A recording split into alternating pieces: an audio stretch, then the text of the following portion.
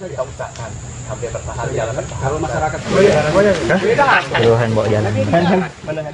Petugas PKSDS Sumsel mendatangi langsung lokasi tempat penangkaran buaya di Desa Talang Bulu, Talang Kelapa, Banyuasin, di mana kedatangan petugas PKSDS Sumsel ini direwangi oleh TNI Polri buat ngecek langsung kondisi tempat penangkaran.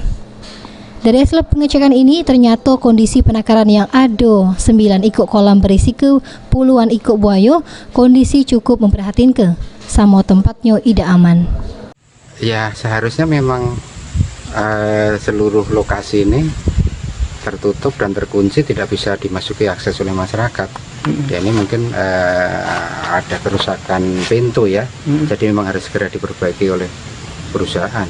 ini standarnya memang sudah memenuhi atau belum Pak, seperti pantauan kita? Saya kira sudah memenuhi Syarat baik.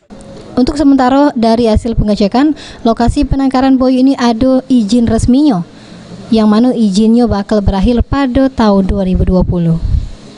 Sementara itu, dengan kondisi lokasi penangkaran buaya yang tidak sesuai ini, warga yang tinggal pada lokasi penangkaran jadi cemas.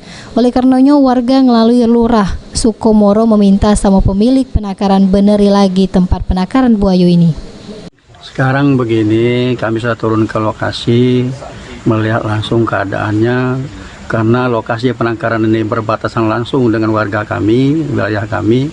Maka dari itu, apa yang disampaikan warga kami, baik melalui media maupun melalui Pak RT-nya, mesti kita sikapi, kita berikan rasa aman, nyaman terhadap warga, supaya mereka jangan merasa takut akibat daripada penangkaran ini. Sebelumnya muncul di beberapa media sosial, warga nemukan anak buaya yang tertangkap di jaring warga pas lagi nyari iwak di lokasi tempat penangkaran. Sulaiman, PAL TV.